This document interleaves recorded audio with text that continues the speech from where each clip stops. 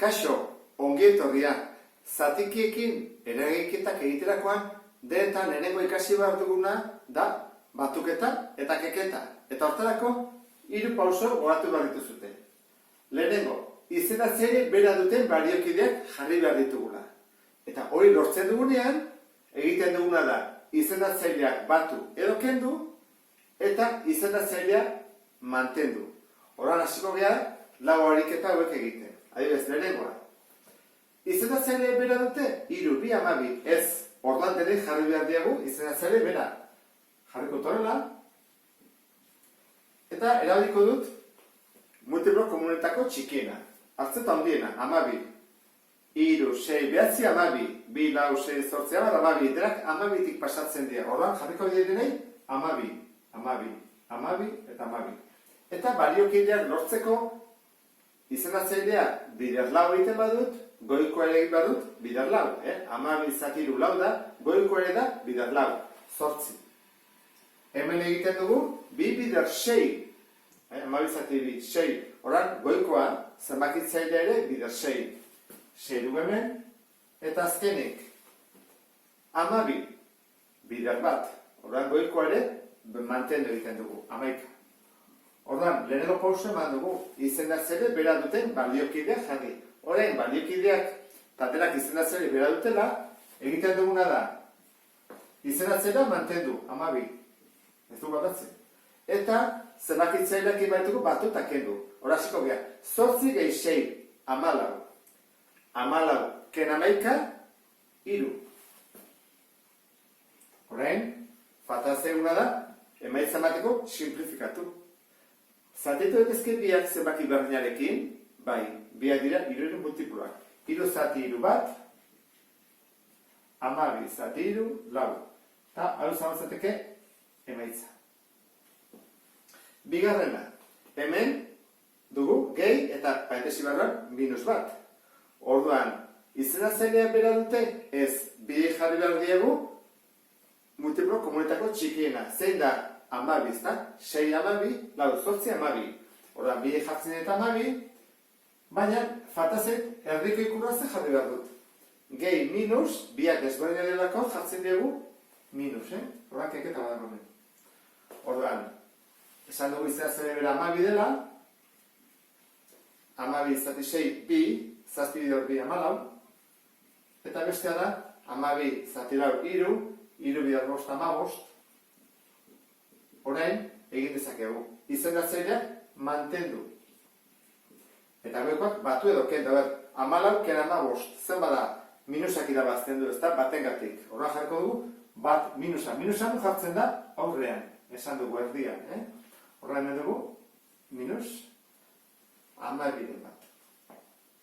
Horran, hori ondoren urrengoa. Hemen bi parentesi ditugu. Orduan, lehenengo gauzara, parentesi horiek albari bada desagertu araztea. Hemen, ken bat da, parentesi hau kendu deteke, aurrean dagoenean kendu deteke. Ondorengoakin kontukin egin bat dugu. Horan kentzen dugu, horan gehituko etzakbe, eta hemen dugu, ken minus. Horan kasauta jarri bat dugu, gehi. Eta izendatzailea, 2 eta 3 multiplo komunetako txikiena da, 6. 6 eta 6. Ikusten zuen bezala, ja, parentesekin ditut, ikurak ondo jarri ditut, hor fatazeit, zebakitzaileak. 6 zati 2, 3, bider bat, 3, eta 6 zati 3, 2, bider 2, lau. Kaso honetan, zer dugu? Mantendu dugu 6, minus 3, gehi lau. Ikur desberdea dutelako, keket egin behar da. Zer irabazten du? Plusak, lau ditugulako, minusak 3. Orduan, plus bat. Ez dugu jartzen plus, Orduan, hori izan bazateke, 6 bat. Azkena. Azkenak hemen arazotxo bat dugu onartu ez dugun ikusi, eta hau da zatikia, baina hemen ez, daude, bi oso. Orduan, hori, zatiki bihurtu behar dugu. Gogoratzen zaten, nola esan dizuen zein bazen lehenengo, bi oso bari badia jarra dugu, bi oso direla. Eta hori nola jartzen da? Jartzen dugu marrotxo bat, eta oso. Hor bat da. Orduan, guazia ikustea zeinen multiplo komunetako txikiena. Kaso honetan ere 12 da. 4 8 12, 6 12. Horra jarriko du horrela, ken, horrela, gehi, horrela. Orduan, 12, 12 eta 12. Hasiko gara. 12 zati lau, 3 bider bost, 15. 12 zati sei, 2 bider zazpi, 14. Eta 12 zati bat, 12 bider 12, 24. Horan, hain dugu bider 12, goiko ere bider 12. Horan, hemen ditugu plusak 15 eta 24, direla 29, hartu torrela, 29, mosten. Eta, kendu bat dugu 14. Plusak batut zaitugu, minusak batut zaitugu, hemen bakarra dago, eta kenketa egiten dugu. 29, kena 14, 25.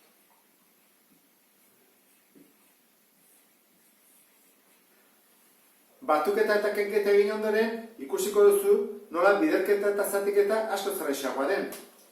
Kasu honetan, izendatzaileak berdinak jarri behar ditugu? Ez. Zer egiten dugu? Egiten duguna da, izendatzailearekin bidertu eta zenbakitzailearekin era hontara. Horrela eta horrela. Orduan, egingo genuke. 3 bider bost, 15. 7 bider lau, edo lau bider 7, 28. Simplifikatu edeke? Ez. Bukatu dugu. Horrela egiten da biderketa. Zatiketa alderantziz egiten da biderketaren aurkakoa. Orduan egin behar da. Bidertu behar da beste zatikiaren alderantzizkoarekin. Buelta eman behar dugu. Orduan bi eratara egin daiteke. Batzuk egiten dute horrela. Olatu bat bezala. 3 bider bost, 15. Orduan goian, 15. Eta bestea, lau bider bi, 8. Eta bukatu dugu. Orduan, egin daiteke erautara, ikusten bezala da, olatu bat bezala, edo egin daiteke buruz, buelta eman, maten dugu buelta, alderantzizko egiteko, eta egiten dugu, 3 bider bost, 15, lau bider, buelta eman da, 2, 8. Nahi duzuen bezala, edo buelta ematen duzute bigarrenari eta bidertu horrela, edo bidertu erantara. Hemen biak ditu biderketan, dugu, minus 3 laurden bider minus lau bosten, orduan, biderketan hori egiten dugu, zenbakitzailearekin, problemi gabe, 3 bider lau, 12, lau bider bost, 20. Orain, ikurrak, minusa diren galetu inbat dugu. Ikurrak berdinak dira? Bai, orduan, plus gelitzen da. Bider minus, plus delako. Bueno, orain, galetu bat dugu, simplifikatu daiteke edo ez. Biak dira, lauren taulakoak. Orduan, 12 zati lau, 3, 20 zati lau, bost. Hau zagoetzeteke, emaitza zuzena.